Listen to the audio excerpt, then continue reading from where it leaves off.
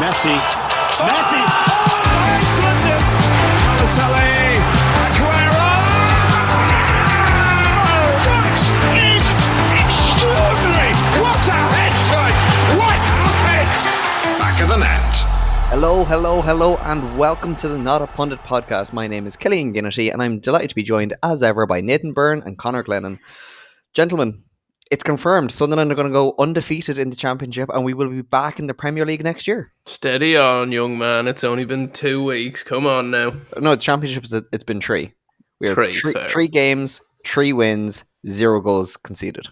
I mean, it's a pretty hot start. I'm not going to lie. It's the first time we've done it in 99 years. Well, that's what I was going to say. I don't know if it's arguably your best start to the season. You know? Pretty much. Like it's in the first 3 games, it's the best. Whether like that, if it keeps this way over the next 5 or 6 games, it'll be incredible. Opponent wise, who have you been beating though? Are we talking fodder or are we talking like decent teams? The last 2 games were Burnley and Sheffield Wednesday. Okay, Sheffield Wednesday we bet 4-0. Yeah. And then Burnley we bet 2-0. I will be there for that playoff semi-final loss. I will be there. I might even travel over and FaceTime you while I'm over there. It's all autos, Nate. It's all autos. But it was a good weekend for the Northeast, in fairness, Conor. It was indeed, you know. Well, I say good weekend. It was for once VAR actually did something beneficial in my life and granted us a 1-1 draw. I don't know, man. To be honest, during the game, I would have been happy out with a draw. Like we've been playing poor. I know it's only been 2 weeks in, but it's been a ropey start to us. And you know, I think Alan Shearer during the week was saying that there's just something missing, but you can't really put your finger on it. And it was the same in the first game, and it was kind of like, oh yeah, maybe it's just old legs. But I don't know. It's nothing like I'm saying like, oh, sack the manager or anything like that. It just doesn't feel like things are cooking properly, you know. Well, you didn't get really any fresh impetus this summer. There wasn't like that kind of marquee player that you'd be expecting of a team of that size in that stage of the revolution. We need the Gahey transfer to kick on, I think, to be honest. And a right back, considering Trippier wants to leave. Well, that whole thing, that just angered me deeply, but it's not surprising at the same time. It was a less good weekend for you, Nate, and not only that, some of your comments last week did bring some ire. I've been fielding some messages over the last couple of days. I've been trying to calm a certain man down. That is our own resident Chelsea fan, Ryan Maguire. Ryan, how are we doing? Very good this week. Very, very good. For this week. Very happy with that result. Well, Nate, it wasn't a great weekend for United, but your comments last week about Chelsea, you were less than enthusiastic. Should we say? I think I'm the more singing off the same hymn sheet as a lot of people. I think, to be honest, one win, as good as it looks, 6-2 on the score sheet, it's not really changed anything in my opinion on the state of the club. For those who might have missed your comments last week, set your station out. What's your kind of, I suppose, 3-liner on the current iteration of Chelsea? I just think it's one of the worst run football clubs I think I've ever seen. Genuinely, I think they've made nothing but a mess. It goes against setting up players to actually perform well. I think as good as 1 or 2 weeks of looking good in the football pitch, I think it's always going to come back around to silly transfer play and Todd Boehly thinking he's playing the biggest game of Football Manager in his life. If you haven't listened back to last week's episode, what are you doing? If you do want to just a very quick glance at some of the comments from last week about Chelsea, head to notapundit.ie and there's an article called The Cost of Chaos, How Chelsea's Spending Spree Could Backfire. And this is one of the areas that Ryan has been non-stop messaging me about and where he took quite a bit of umbrage. Go on, Ryan, set out your stall. So definitely Chelsea are spending ridiculous amounts of money. Like, it is crazy how much we are spending. But you also have to remember, like, I think in the last 10 summers we've brought in the highest transfer fees for players in 3 of them. So for the likes there, summer 2023, 277 million brought in. Like, you can't name another big club that's actually doing that. Like, if you look, for instance, there for Nates United in 2023, they brought in 23.65 million, but spent 242. Like, you Shots can't fired. really compare what we're doing to anybody else. Like, City don't sell like we do. No club actually sells like we do in the top six. Like, Brighton sell extremely well, but we do also sell extremely well, and we always have.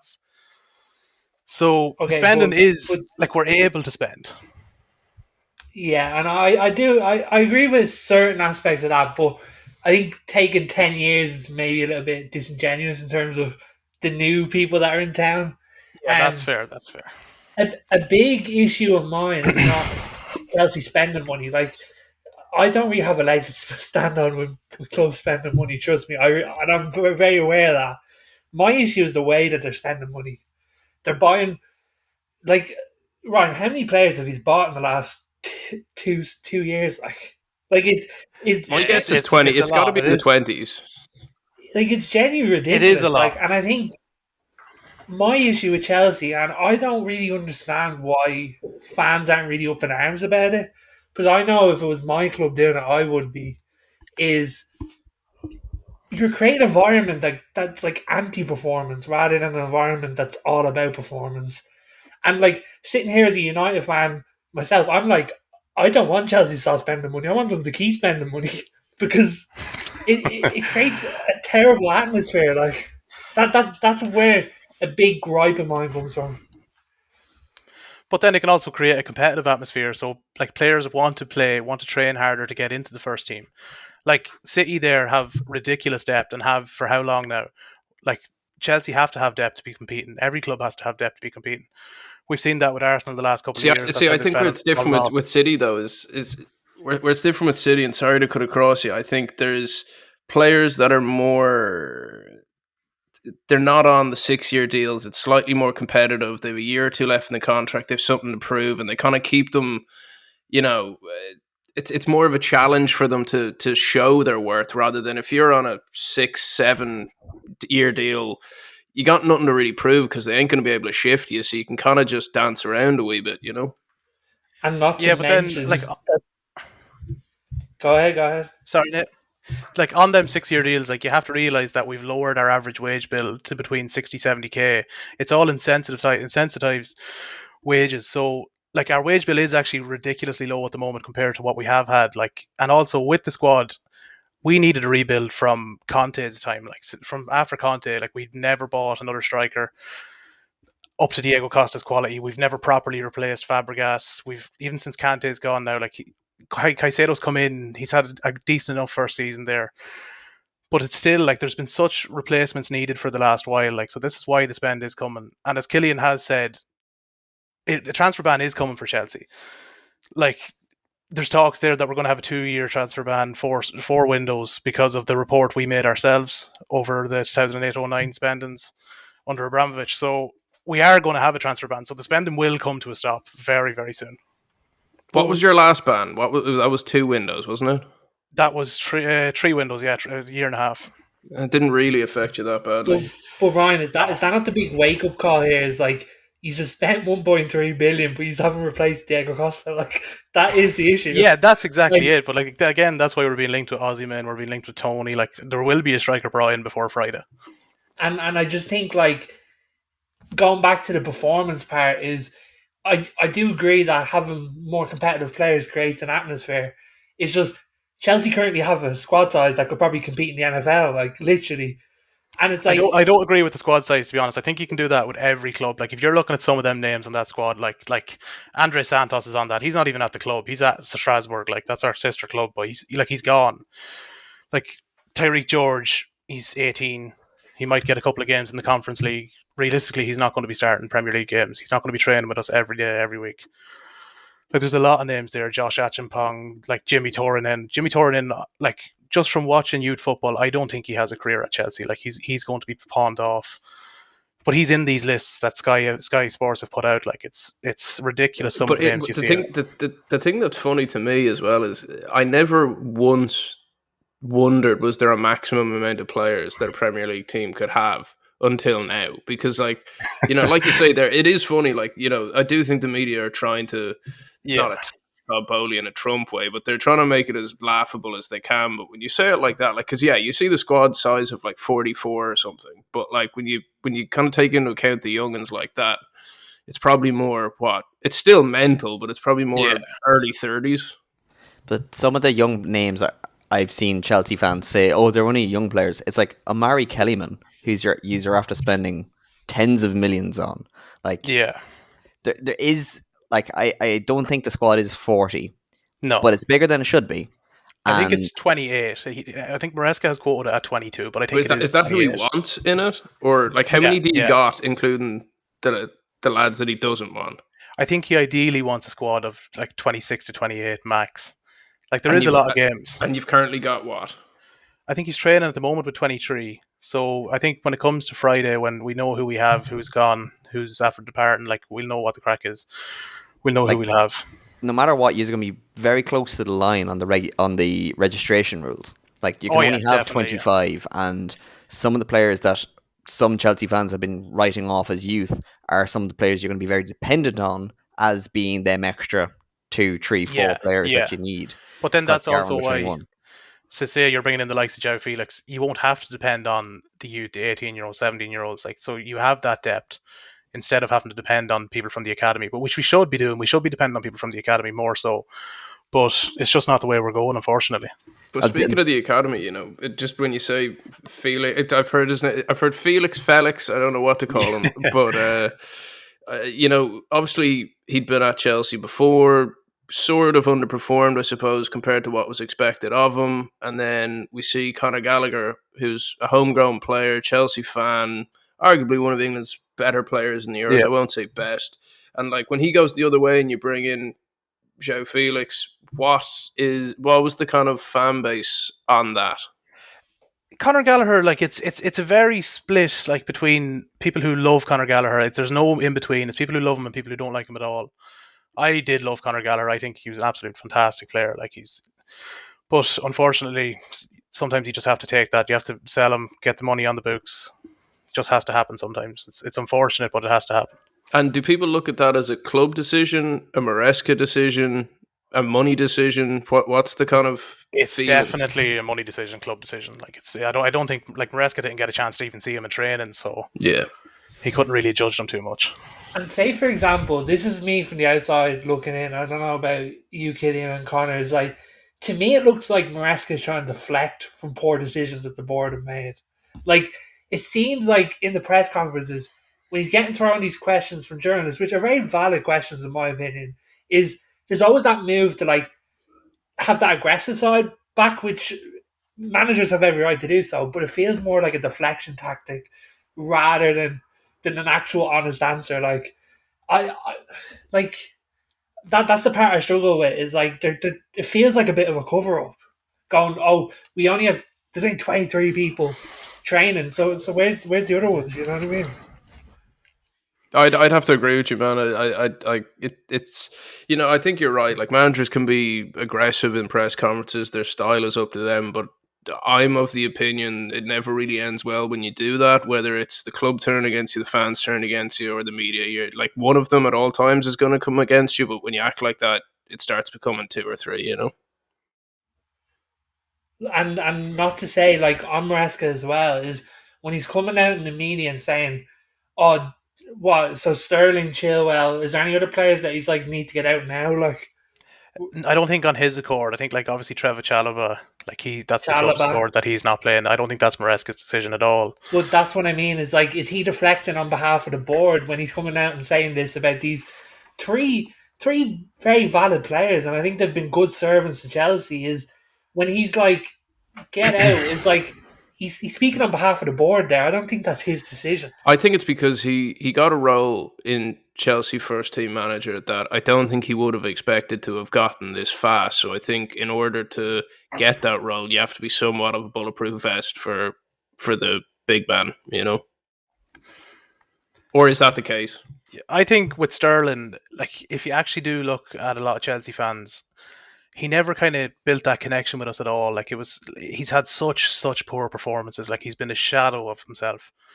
Like he obviously has had good performances, but we never like relied on him really. Like it was kind of as bad as Mudryk can be.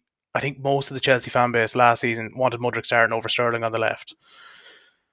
But Down for to price tag or actual talent? I think just Sterling on the pitch last season, I think he was absolutely dreadful. Like there's obviously some games he was decent enough, but like a lot of the games last season, like he nearly cost us games, missing like open goals, like especially against Wolves last year. Like there was an open chance there. He came in, Nicholas Jackson and Cole Palmer. He could have passed it across the keeper, easy goal, but he tried to dink the keeper, missed. Like there was uproar over that on Chelsea Twitter. See, Like still to this day. the interesting part is United have now been linked with Sterling, and personally, I'm going against the grain in what the other United fans are saying. I'd happily take Sterling at Manchester United. Yeah, I think it'd be a great move. I think there's genuinely a world class player there if it's the right environment. Like I genuinely do. I think I've looked at stats where he's very similar to the output that we're getting out of Garnacho. He could be a good alignment on the right. And like lads, we know his ceiling. Like he's delivered under Pep in Premier League winning seasons. I'd be delighted with that transfer. He's also at one point or another been a key player in 3 of the top 6 teams in the Premier League. You know, like that does go unnoticed quite a bit. And the fact that, it doesn't always work out, but at some point or another, at all spells at those clubs, Liverpool, Chelsea and Man City, he's been a key component now, longevity-wise. But I mean, I suppose if you're United, if you can get 2 good years out of him, it's perfect. Also, like, I suppose from a Chelsea point of view, I don't know if the deals are going to be separate or even if both of them happen, but there's talk of Sancho going the other way, which is yet another player who's probably won't fit into that wage structure at all, so they'd have to deviate from that. But is he someone you'd welcome? If you asked me that probably a year ago, 2 years ago, I would have took the chance on him. I think now maybe there is too much depth as well to have. Like we have a lot of wingers, we have a lot of attacking midfielders. Like I think there's not really space for Sancho. I think it's the striker we need to focus on, and that's it. And who do you think that striker could be? Obviously, Tony's on. Tony's linked. Osimhen is linked. Like Osimhen, like it looks really, really good on paper, but I always have that worry in me about bringing strikers in from Italy that it's just not going to work out. Like I have scars from Lukaku. I can't have this again. Like especially looking at his agent over the past couple of years, his agent is just a complete mouthpiece. Like he just does not stop talking. So we don't really need that at the club right now. There's enough focus on us without all that trouble. And would you be worried about Tony from I think anyone who's listened to the pod consistently will know we kind of have a good back and forth on Tony. And I think at one point or another, we've all thought he can be somewhat of a cancer in the team. But I don't know about you boys, but for the 30-40 million price tag that's floating around, I'd take a punt on it. What about you, Cole? I think I said it in our WhatsApp group. I think Chelsea and Tony deserve each other. I think right now, regardless of what Maresca says, Chelsea are going to struggle with kind of team cohesion.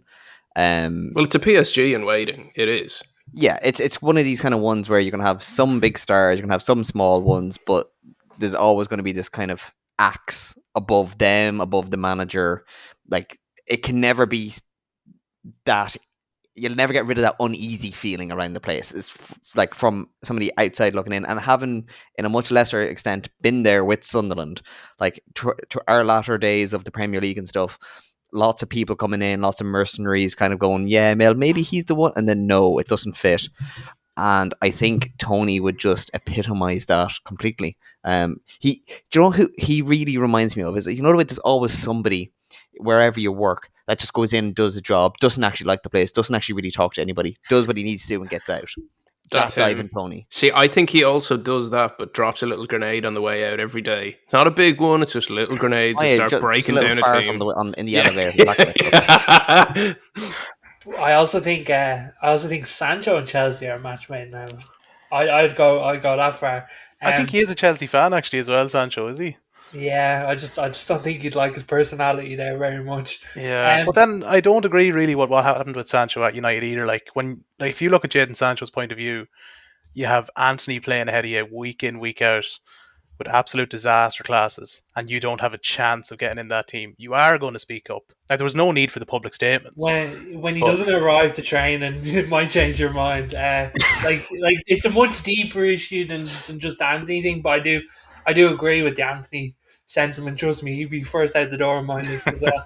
On the Tony point, like, I suppose, Ryan, what's your take on it as a Chelsea man? Like, Nicholas Jackson, obviously there's talent there that can be worked on, but I think, we've seen so far this season and last season that he isn't exactly the killer that you guys need up top. Would you want Tony, or what's your say on that one?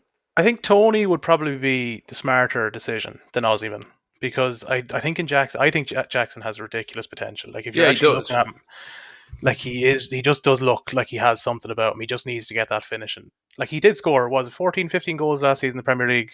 Like, yeah, which is, I mean, like, it's great. It is, and I know I'm being hard on him when I say that. I think there's just a couple of times where it was like when Torres went off the cliff a little bit, where there's just ones where he should be banging them in, Yeah, like, I think he probably should have had about 25 now, in fairness, with some of the saves he missed. And I think his positioning probably does need to improve a lot. Like, he's constantly offside. It's so frustrating, but there is a player there, like. I totally think so. And I mean, I suppose if we take it back a wee bit on the Chelsea front, when Boehly was pitching for the club, obviously Chelsea were in a unique circumstance off the back of everything Russia related. Did anyone know about him? Was it kind of this guy who came out of nowhere, or were Chelsea fans kind of in the know about him? About Todd Boehly? Yeah. I think I remember first hearing about him about probably 2 or 3 months after the club was taken. So there was Nick Candy was involved, Ratcliffe was there, and then it was Blueco, like it was Egbali, Hansel Wyss, and Todd Boehly. So I think I've always kind of, like, just from reading into all the different parties, I've always kind of wanted him. So I was happy enough when he actually did get the club. So people did read into it a lot. Like, I remember that whole time over Twitter, there was so much discussion. People saying they wanted, like, the Candies in, they wanted Ratcliffe in, but I think Boehly was probably the best choice. You do forget, Nate, that Radcliffe's name was knocked around for the old Chelsea kind of knocked mantle. around for everyone, Ratcliffe. I think they missed out on a good set of leadership there. Like, you look at what has gone into. No, I'm just being honest. Like, you look at what's gone in at United. Like, he's brought in a really good leadership group that seemed to get a grip of the place. I don't think that would have gone amiss at Chelsea currently. So I think Chelsea would have been less hard to get back on track than United is, but I didn't come down to money. His offer was just too low, I think. Yeah, I don't think he actually had the money, like, to buy us. So, I don't know though. I think if Ratcliffe came in and done what he's done at United with Chelsea, I think there would be even more uproar. Like, you see the things where he's letting staff off. He's put the women out of their training ground, their dressing room, to extend for the men. Like, I think if that was at Chelsea, it would be so much more blown out of proportion in the media. Like, yeah, possibly, but our staff size was like ridiculous. Like, it was like 1,250 staff at United. Like, yeah. But then, like, if you are trying to take down a wage bill, you should probably start at the highest earners. You shouldn't be starting at the probably minimum wage, middle class people, everyday working class people. I do think there was a bit of bloat to United that over the years, I think just through how big the club was, there was too many jobs given out to a point. I think COVID has shaped every football club around the world. I think some have been decimated by it, but I think every club has been affected by it. And I think that's just a byproduct of it, that bloat kind of, had COVID never happened, there probably wouldn't have been any need to do it. But I think it just reframed things. Looking at the manager point of view, obviously you've had a bit of churn on the old manager front over the last couple of years. Has there been a favourite over the last few? As I said the last time, I actually did like Potter. I think he probably should have got. No wonder you and Killian get on, Jesus. No, like, when you actually look at the dressing room Potter had, like, it was ridiculous. Like, it was. I think we had even more players back then than what we have now, which is so hard to believe. Like, but like, He was using more players anyway. yeah, like, we had so much more unrest. Like, we had Aubameyang there. Potter didn't want him. That was a Tuchel sign, and Ziyech there didn't want to be there. Like, there was so many players just causing ruckus. Like Lukaku, like, it's just. He had his time at Chelsea bothers me just because Yeah. he could have been so bloody good, and I know he had the whole kind of issues with the. It was kind of I don't know what it was. It was I can't remember. It was the diet related. It was something to do with it was like celiac or something like that. Where he could, because so obviously he had off field troubles, that were causing it. But do you think it was a case of just the wrong system for him, or the managers again weren't the right fit for him, or mixed bag of everything? It's mad, like, because when Lukaku first came in under Tuchel, like, his first few games were absolutely class. Like, he was holding up the ball so well. I think he scored 8 goals in his first 12 games or something like that. Then he's done that interview, and everybody knows Tuchel is just so harsh. There's no coming back. If you cross Tuchel, that's it. You're gone. So that was kind of, it was always kind of going to go that way after that interview. There was no coming back. So Tuchel is a man on this pod that for a long time, Mr. Nathan Byrne was championing for the old Man United top job. So I think that was one we were all excited to see where it went. But you got Maresca of late. Again, with that, was it a case of surprise, delight, bit of meh? Because I think I can't remember, boys, what you were saying, but I was a bit kind of like, is it a bit too soon for him? Yeah, I would Just so much of an unknown quantity for like Such a big job at such a key time, Well, like, a hilarious stat I saw during the week is, Brighton's 31-year-old manager. He has, I think, 3 or 4 times the amount of managerial experience than Maresca. Jeez. Really? He's like 2,000 and something days, whereas Maresca has like 600. Jesus, was he coaching when he was in the womb? Mother of God! He was a player manager at 23 in the 5th tier of Germany. And he Wow. worked his way up. I felt bad for Poch at the end. Like it felt like that they turned the corner with Poch at the end of the season. Like, and I was just a bit like, did you like what's the harm of one more season with Poch? Because he did well with, like, I don't think any other manager could have got you guys as high as you got without, unless it was him personally. And I understand the politics as well, but like it felt harsh. yeah, I don't know with Poch. Like, when you look at our injury record last year, like, his training sessions were meant to be absolutely grueling on players. Like, even in some games, like, our players didn't look like Premier League players last year. Like, come 60, 70 minutes, they looked like they were just off their feet. Like, some of the tactics throughout the whole year, like, we were so open, probably from the start of the season up until that last 6-7 games, where he brought back into the inverted fullback that he was doing in pre-season, which I got excited about. Like, in pre-season, we looked really, really good. But then come day one, he just reverted back to his old 4-2-3-1. Nothing changes. It's all structured. Like, it was Sounds like a job interview. Anyone can look good in that. Exactly, yeah, exactly. But even just his mannerisms, like, start of the season, he was saying, "Oh, like, we're only here to win the league," and then come 6 months into it, he's saying, "We're not able to win the league. We're not able to compete. We can only compete for top 6, whatever." Like, you can't swip and swap like that especially with Chelsea fans. Like, you can't say one thing and then 6 months later say another.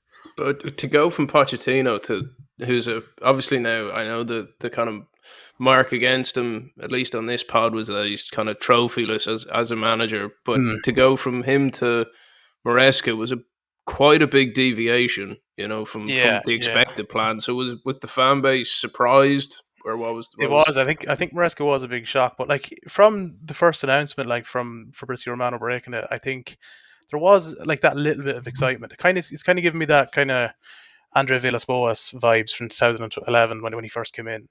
Like, you're bringing in a young manager, very little experience, but there is something about him. I don't know what it is, but there's something about him that does excite the Chelsea fans. Like, I think even on Sunday there, he's completely won us over. Like, he's completely won us over. So there is excitement. Is that actually won over, or is this like for the week? Because we've seen this with Chelsea before. Chelsea fans will hop on the proverbial bandwagon for themselves and then hop off it just as quickly.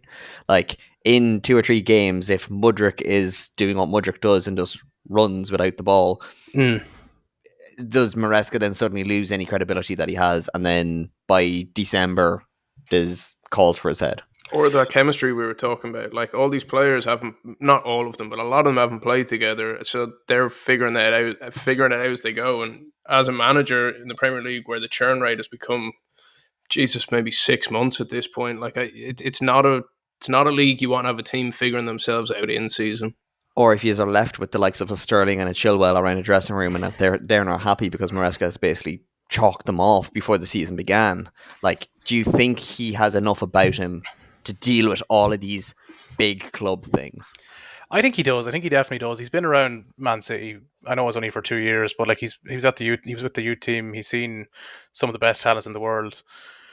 He's worked under Pep. Like he knows what it takes to be at a big club as well. I know he hasn't had that much experience, but like winning a treble at Man City, like even if you're just an assistant, you've still taken part in that. You've still coached sessions. Like it's the Harvard School of Management for, exactly for football. Like like it's basically like the Carlos Queiroz of Sir Alex Ferguson. You know, like that's a name I haven't heard in a long time.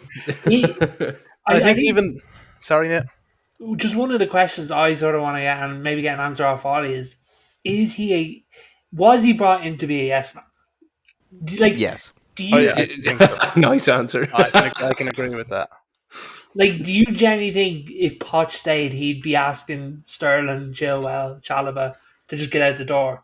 Like, no, I think if he did, he would have handled it better. That's my problem with the way he's doing this. It's like he's trying to prove something to people, but it's not the right thing to prove. Is it like part of me? I'm I can find middle ground because I actually really used to like Chelsea back in the Tuchel days when it was a really young squad. Yeah, and it was a very likable squad in my opinion. But part of me just goes in my head is like, was Boehly just being a bit like, let's get an inexperienced manager in who's going to be really happy to take the step up, and he just becomes a bit of a puppet. And it's like, how far could that go? And like, listen, he could hit the ground running and be your manager for years to come. But I just don't know if Boehly's above him, sort of directing him which way to go. It's like, how far does that relationship go? You know what I mean? From the outside, it seems like you've nailed it. But as a fan, is that your vibe on it? In some senses, yeah, I think he is a yes man. But like even with Leicester, he was the same. He had no say in transfers at Leicester. Like he said himself, he just wants to be a head coach. He doesn't want anything to do with transfers. He'll give his say if needed. That's what the sporting directors are there for. They're not doing their best job, which I've said before previously, but he is there. Like he'll give his say. If I think it works in a way like the sporting directors create a 5-player list. They advise the manager, this is who we're looking at. Who do you think suits your style of play best? Similar to what United are doing at the moment. Exactly. I think United and Chelsea at the moment, I think United are trying to do very, very like a similar build to what Chelsea have been doing. So, yeah, just like looking back at the Tuchel stuff, because he's a manager that I'm really interested in, and I really like, and I understand why it sort of came to an end at Chelsea. I know you got like a lot. I don't know personally about yourself, but I know a lot of Chelsea fans had big admiration for him.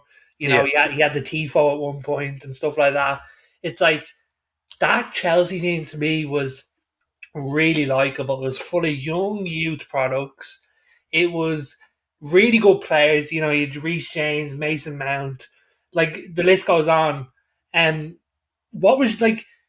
So my question is like, how do you compare that Chelsea to the new Chelsea, and does that sort of have you feeling a certain type of way that it went from one to the other?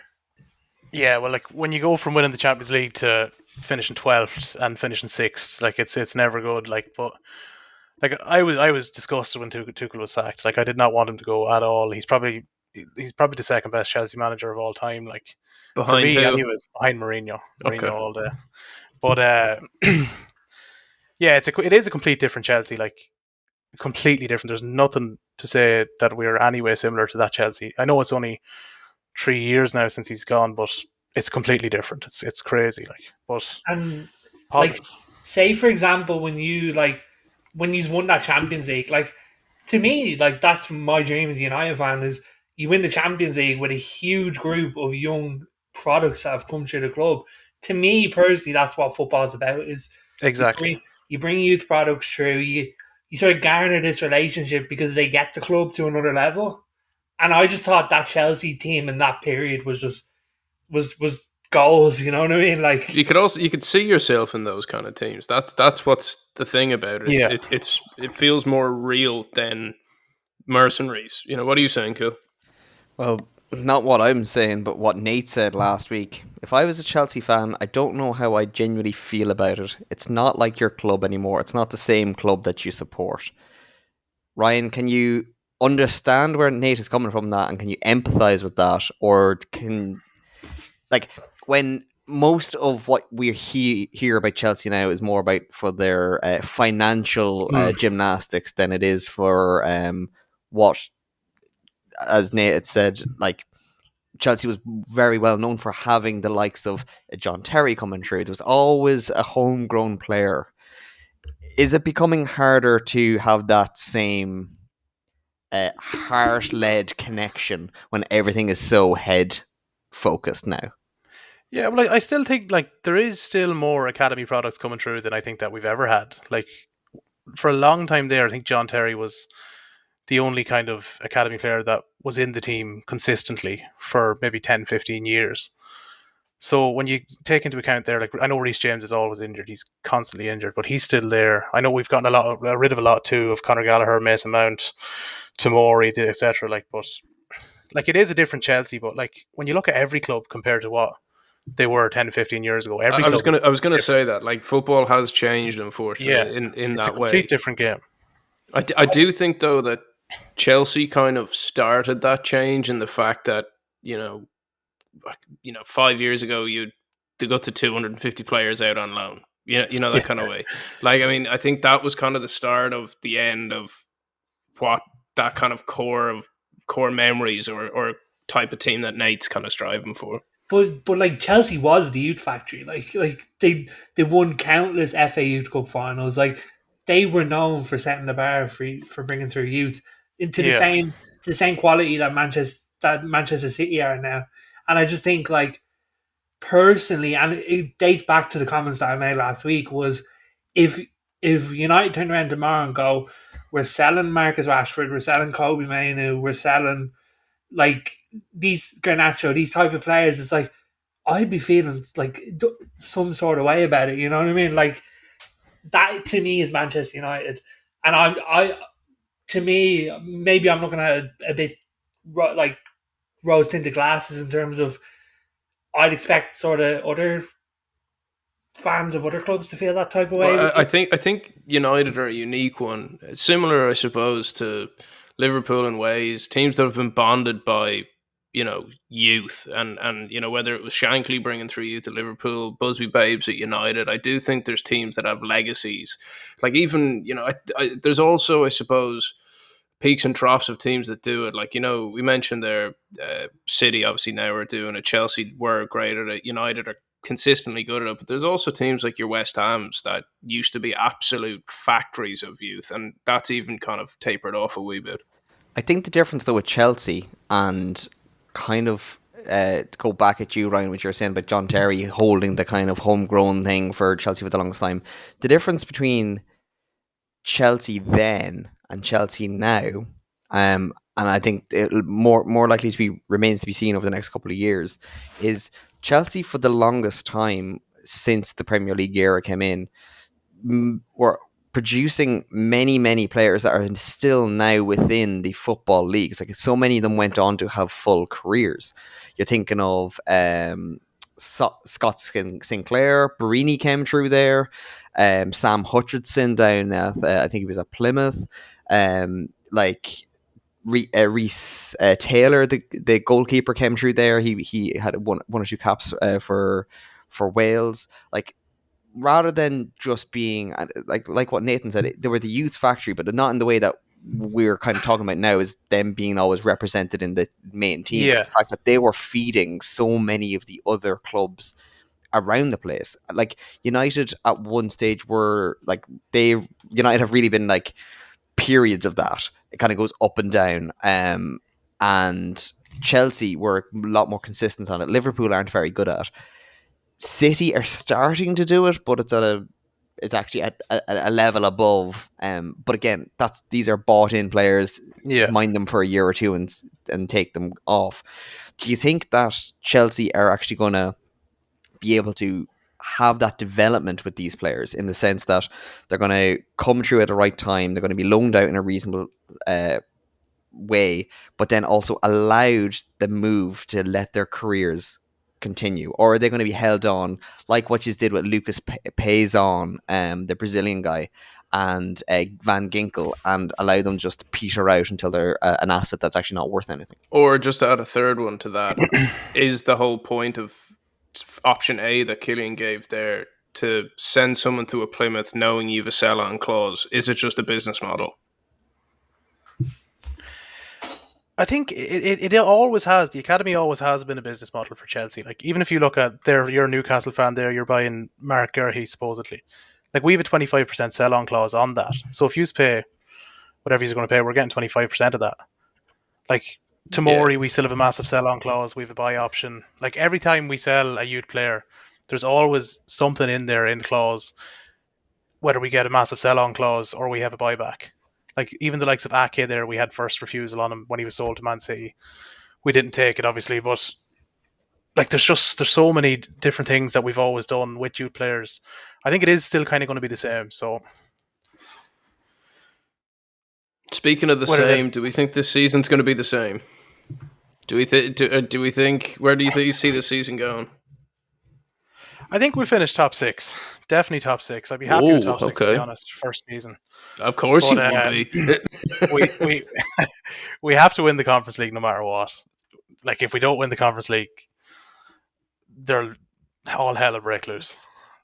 Should Enzo get the sack if he's don't? I'd be hoping... No, I definitely don't think so. I don't think we can afford to sack any more managers. Like, if we sack Enzo, where do we go? There's no one out there. They won't go back to Tuchel no matter what. So he's still paying Potter. I think we're stuck. Is his deal still going? That's it. Is it? Potter's deal is still going, yeah. Jesus. Bloody hell. No wonder he's not taking any gigs. That has to be up within a year or two, though, surely. I think October, I think. It was a 6-year contract. Okay. Ryan, we're coming to the end of our episode for this week. So is there anything else that we touched on last week that you want to respond to that we haven't touched on this week? So I have a couple of things that Nate said there. He called us soulless against Man City. I don't think we were too soulless against Wolves. I don't think we were soulless against Man City either, to be honest, but if we're looking at Wolves then the week after, you can't call that soulless. That second half was some of the best football I've seen out of Chelsea in probably 10, 15 years. Also, there was criticism towards the club for giving Pedro Neto the number 7. I think I have to kind of remind Nate of what happened when Zlatan came in with Martial. That didn't go what for happened me. there? I never said anything. I never said anything about number 7. But in terms of like soulless against City, like I still stand by that. I thought it was a team that looked like they were out of options. They were petering on. It looked like just going through the motions. I think that's what I was going to say. I think soulless might have been a bit too far, but there was definitely a going through the motions pre-season hangover feel to it. Like, it felt like it felt like City could have gone up another 4 levels, and they were dictating the pace of the game. Yeah. In terms there was of definitely against goals Wolves, in that game for us, though. But was that, like, to me, that was City that took their foot off the pedal. Like, to me, City in that game could have gone up 3 levels, like, easily. City were average, yeah. Like they dictated the pace of that game. And then even in terms of I don't know if you've seen it. Kovacic's clear handball, Anthony Taylor screwing us over yet again. Yeah, how he manages to keep getting Chelsea games is beyond me. Yeah, but like, in terms of the Wolves game, I thought it was a better performance. There was life to it. It felt a bit more like, and I know this personally because I've seen United sides do it for years, where they get a bit of criticism and then they go bounce back straight away. But it's just, I think it'll be interesting to see over the upcoming weeks how long they can hang on to that. Well, it's 6-2 against Wolves. It's not 6-2 against Liverpool. Wolves aren't a bad side either, though. Was there anything else that was bugging you? Because I'll be honest with you, if we're going week to week of pulling in fans that I piss off, we'll be here for a while. No, I think we've pretty much covered everything, haven't we? Well, great stuff. Ryan, thank you so much for joining us, and my thanks as always to Conor Glennon and Nathan Byrne. Ryan, where can people find you if they want to keep in touch? Just on Twitter there, it's Ryan12_21. Feel free to call Chelsea soulless or slight the number 7 jersey. Which I did not. And don't forget to follow us on social at Not a Pundit Podcast or Not a Pundit Pod _, and check out notapundit.ie, where there is short form articles written about our opinions and developments on from the podcast. We have lots of interviews and stuff lined up for the next couple of months, so do keep following us and leave a review if you can, and we'll chat to you next week. Bye-bye. Messi.